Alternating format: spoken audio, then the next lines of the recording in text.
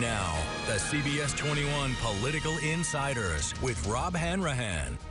And tonight we have the insiders with us, Republican strategist Charlie Gerow, of course, and we have newcomer. We have Mark Singal, our Democratic strategist. Tony May retired recently, and we're glad to have you aboard. We really appreciate it. Thank you. Gentlemen, we'd be remiss not to mention the fact that tonight, as we do our Political Insiders segment, the country is in a very somber state.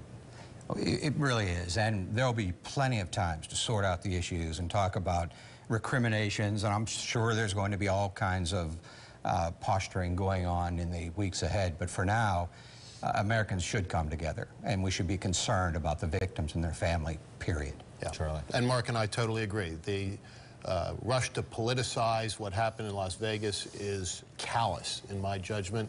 This is a time when the country should be holding hands and saying prayers for the families of those who lost loved ones and for the victims who were injured there, that they will have speedy recoveries, and prayers that nothing like this will ever happen again. And our prayers and thoughts to Bill Wolf's family from right here in Shippensburg.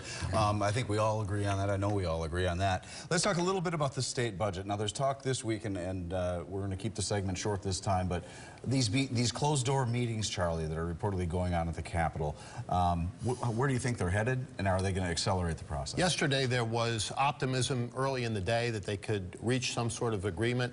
As I understand it, in the Republican caucus yesterday, the so-called storage tax kind of blew things up.